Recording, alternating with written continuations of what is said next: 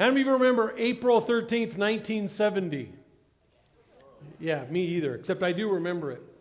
200,000 miles from Earth, an astronaut's calm voice comes over the radio. Hey, here, we've had a problem here. Can say again, please. Oh, here, we've had a problem. Okay, if you've watched Apollo 13, you know what's going on there, right? What had happened? An oxygen tank had exploded. Now, in this particular moment, they didn't know what had happened. They just knew that their power was failing, their oxygen levels were falling, and their mission was in danger. This was supposed to be a quote-unquote routine mission to the moon. In fact, most people weren't watching it because we'd already been there, done that, if you can imagine that. And what amazes me about this particular audio is, again, they are thousands of miles away from the Earth, not home, Earth, and they come on the radio and they're just, Houston, we've had some problems. I would be freaking out. Houston! Now that's why I wouldn't be there, right? Houston, get us home right now! We have this instinct for survival, right? And in that moment is when it would kick in. And in this situation, everything had gone wrong. Except it hadn't. Because it was in this moment that the engineers began working around the clock. The astronauts in the ship began to improvise. Systems were rerouted, and eventually the crew came home safely. And if you want to see all of that, there's a whole movie called Apollo 13. You can see all the details about it. But in the moment, what felt like a catastrophe actually ended up being the greatest rescue story in American history. But it all started with this problem. Now, here's the situation. Here's the question for you. How many times have we said our own version of Houston, we have a problem? Have you felt like everything is going against you? The wheels are falling off. Nothing is going right. Why is God punishing me? This is the end of everything. In fact, I'll get a little more personal. Ever been around a teenager who broke up with their boyfriend or girlfriend? Did you say not just a teenager? Oh yeah, have you ever been a teenager and lost a boyfriend or girlfriend? The world has come to an end, right? It's all over. Houston, we have a problem. And I'm going to tell you, Genesis 42 is full of declarations just like this. And we're going to examine 5 of them. In what felt like disaster, felt like God was doing something against each one of these characters in the story, is actually God saving his people. In fact, that's what God's providence often feels like before we understand it. You ever look back on a situation in life that you thought was the end of everything, and you look back and you could actually see how God was working? The question is, how do we have that kind of faith and that hope? How do we look at the situation before we get that 20/20 hindsight? Well, that's what we're going to talk about this morning. So we're going to walk through 5 declarations in Genesis 42.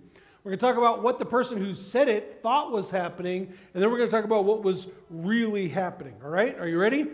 Declaration number 1, right? We get to the beginning of the story. There's a famine that has hit the land of Canaan. It's not just in Egypt. This famine has spread around the world. Jacob has heard that there is food in Egypt, and he looks around, and what are his boys doing?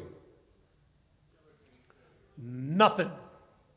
They're playing video games or whatever they did back then, right? They're just like, it seems like they're oblivious to the problem. And what does Jacob declare? Why are you standing around just looking at one another? What is Joseph, what are his thoughts in this moment? Yeah, why aren't you doing something? Let's take some action, right? In the middle of a crisis, what's our immediate thought process? I have to do something. I got to do something. And God is using this crisis to actually get Jacob and his family to move. But it's going to be to move in a way that they didn't think they were going to move. See, Jacob just wants the pain to stop, right? He wants the famine to end. What does God want for Jacob and his family? He wants them to go to Egypt. He physically wants them to move. So God's using this crisis to spur them to action, but not the kind of action that God is wanting. You see, Jacob thought that God was against him in this moment. He thought the famine had come and nobody's doing anything, but actually God was working for him and working for his entire family. All right, so the story goes on. The brothers make their way to Egypt. Now, of course, Benjamin is not with them, which is telling. Why does Jacob not send Benjamin? He doesn't want to lose another son, which if you were one of the other 10 sons, how might that make you feel? What about us, Dad? He's like, no, you guys are fine. I'm going to keep Benjamin here, which is a little telling about what's going on in Jacob's mind. But the brothers, the 10 brothers, do what they're told. They go to Egypt, and they find themselves in front of this second in command in Egypt. And what do when they see him? They bow down before him. Now, you and I know this is a great part of the story, right? We know what's going on. We know that this is the brothers bowing in front of Joseph, which he had dreamed about a couple decades before, which got him into this whole mess to begin with, right? And so Joseph sees him standing there, and he remembers everything that's gone on. He recognizes him, but they have no idea who he is or what situation that God has put them in, which is when Joseph makes our second declaration. And you can see it in verse 9. Although Joseph recognized his brothers, they didn't recognize him, and he remembered the dreams he'd had about them many years before. And so he said to them, not, hey brothers, what's up? What does he say? You're spies. You are spies, and you've come to see how vulnerable our land has become. Now, does Joseph actually think they're spies? No. Is this an unfounded accusation? Is it unjust? Is it just plain wrong? Is it a lie? Yes. So why does he say it? Is he being cruel? See, I wrestle with this one. I'll tell you, the theological books say he's not being cruel. I think there might just be a tinge of it in there somewhere. What he is being is strategic to force his brother's hand. What does Joseph want his brothers to do? Go back home and bring not just Jacob, Benjamin back, right? All the brothers aren't here. There's one brother missing, and he wants to get the whole band back together. So he makes this accusation that they're spies. Now, I think it's interesting. What do they respond when Joseph says, you're spies? No. We're honest men. Can you imagine Joseph and them? You got to be kidding me. You're honest men? Come on. And then he repeats the accusation. No. You're spies, and you've just come and they're like, no, we promise. You see, Joseph wants them to spur them into action, but God is doing something different. God uses this accusation to get the brothers to face their past and to speak the truth. You see, they thought God was against them. Oh man, we've come to this place where we're supposed to buy food, and we've bowed down, and all of a sudden, out of nowhere, we're being accused of being spies. That's not fair. Anyone ever said that? That's not fair. See, they thought that God was against them in this moment, but God was actually working for them. He was trying to get them to see their own heart. You're spies. And their immediate response is, no, we're not. But we're going to see that they actually do some self-reflection in this process, which leads us to the third declaration. Because Joseph arrests, Simeon. He takes him into custody. And he says, I'm going to leave Simeon in prison. We have a term for this. It's called collateral. Right? I'm going to hold Simeon. You go home and bring Benjamin home. And until you come back, you don't get Simeon back. He wants to make sure the brothers are coming back. Well, in that moment, the brothers have have a response. They've been faced with this accusation. They've been put in an impossible situation. And so they huddle up to discuss what's happening. And in that moment, they don't realize that Joseph can understand them, because what do they assume he is? Egyptian. So he speaks Egyptian, and no Egyptian in their right mind is going to speak Hebrew. So they're speaking Hebrew, thinking that Joseph, in fact, Joseph has an interpreter there to kind of play along with the whole story. But while they're huddling up, he can hear them. And when he hears what they say, he weeps. See, because the brothers, you put yourself in their shoes.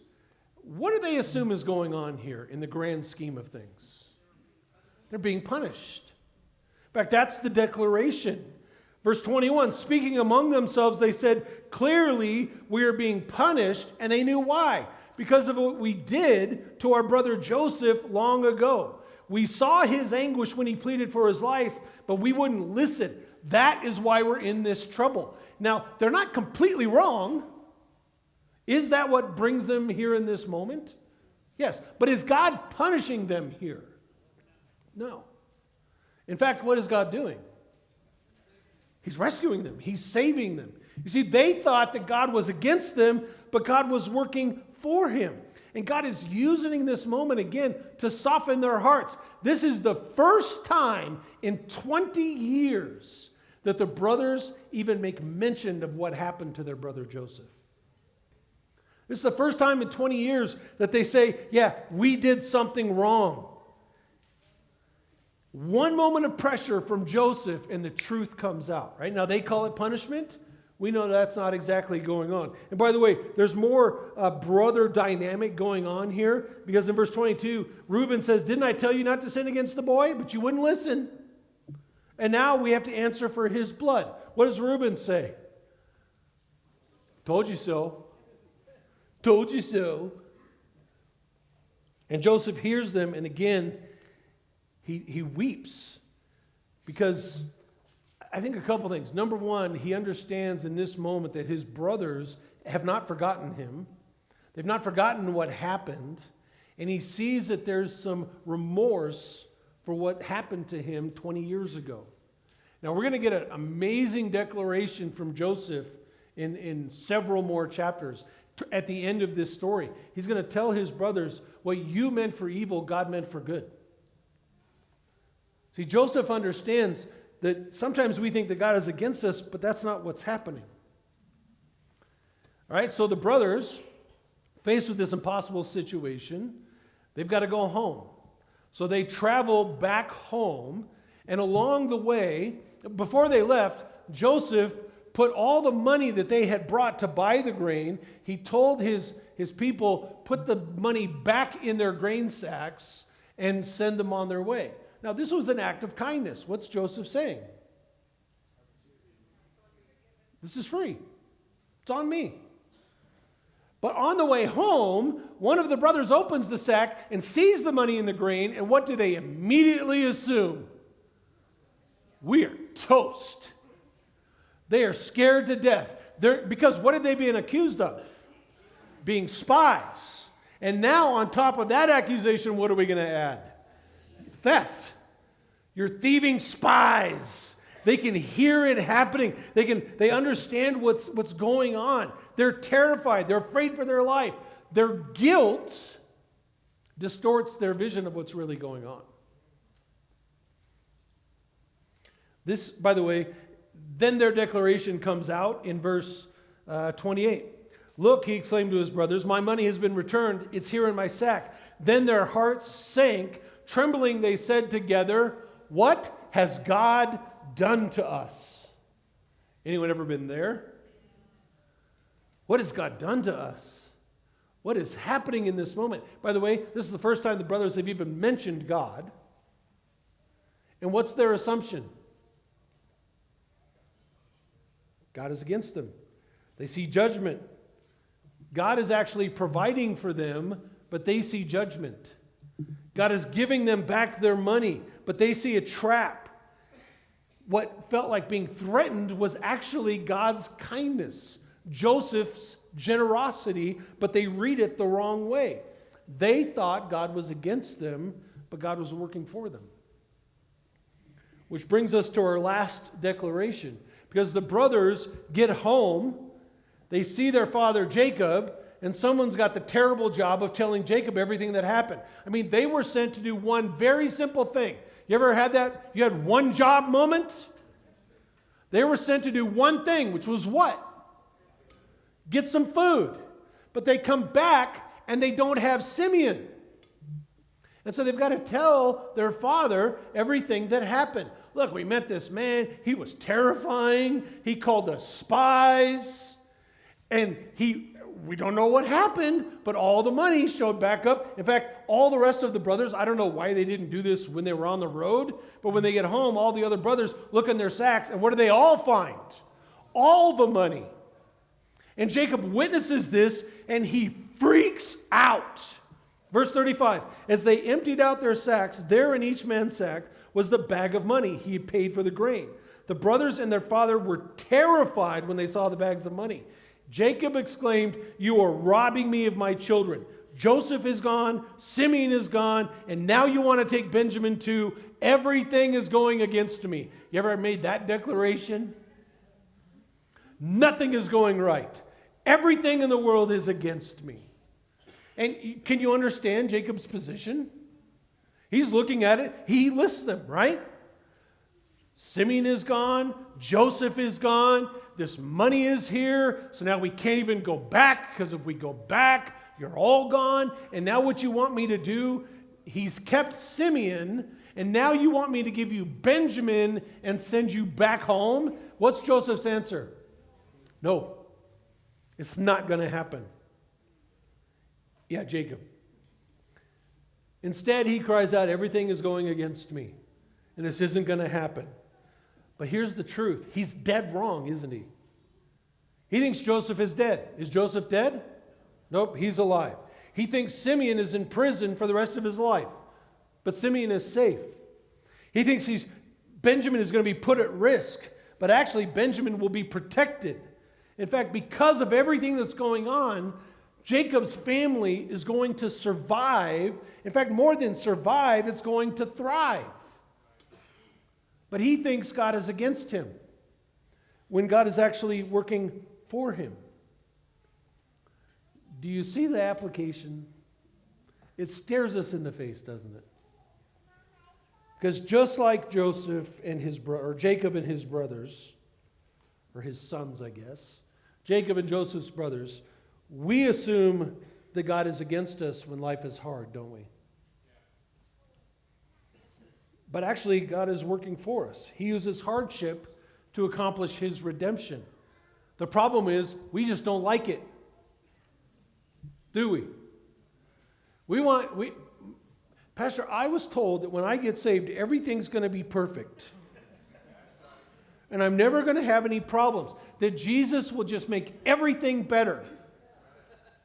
I'm sorry to be the one to tell you, you were lied to. All of eternity is going to be amazing. In the grand scheme of things, yes, it's great. I can't imagine dealing with the struggles and problems of life without Jesus by my side, without Christ followers at my back. I can't imagine it. But we think, well, this is my ticket to Easy Town. We want to push the easy button, right? Remember that staple commercial, easy button? But I want to tell you, let's examine the cross for a second. Let's look at what happened at the cross. Was the cross easy? Now, the cross was mankind's darkest moment. The cross looked like punishment, but it was a gift. It looked like defeat, but it was a victory. It looked like loss, but it was love. If God can redeem using the cross, he can redeem your hardship. I want to say that again. Make sure you get it. If what happened at the cross is God's redemption for all of mankind, what you're going through is child's play. It's nothing. God's got you. God is not working against you. He is working for you. So, Pastor, I'm not sure the Bible says that. Let me read for you Romans 8:29. that says God causes everything, what? Everything to work together for the good of those who love God and are called according to His purpose for them. God is not working against you. He is working for you. But what we've got to get into our thick skulls, I had a friend that is no longer here. He lives in Minnesota, and he was an elder here. He said, sometimes God's just got to hit us upside the head with a clue-by-4. We just need a clue. Because we don't see what God is doing, and because it's hardship, we assume there's something wrong. Now, here's the one caveat. If you're sinning and reaping the consequences of your sin, then you're absolutely right. Then God is working against you in that moment, but ultimately to redeem you, to wake you up and get you back on the right path. Pain is designed to tell us something is wrong. What we need to understand is sometimes that God is working in ways we can't understand. But God is not against you, He is for you. Let's stand and pray together. Father, this morning we read the story of Joseph and the first time that he's met his brothers in 20 years. And it's a story where we might think, in fact, on first reading it seems like, what are the lessons here? But the lesson is so clear. So many times, person after person after person doesn't quite understand what you're doing. And they make the wrong assumption, assuming that they're being punished, assuming that everything is going wrong, assuming that you're against them when you're actually blessing them. And Father, we have to confess this morning. I have to confess that very often I feel the same way. And I make the same kinds of declarations. I assume I'm being punished. I assume everything is going against me. When I can look back in my life and see how through the hardships and the difficulties of life, your hand was at work. And I can read Romans 8:29 and believe in my head that you're working everything out for my good. But in the moment of the pain, I just want it to stop. Father, give us faith. Give us hope. Help us see your love, your provision, your kindness, your grace, even when things are difficult. And all God's people said, amen.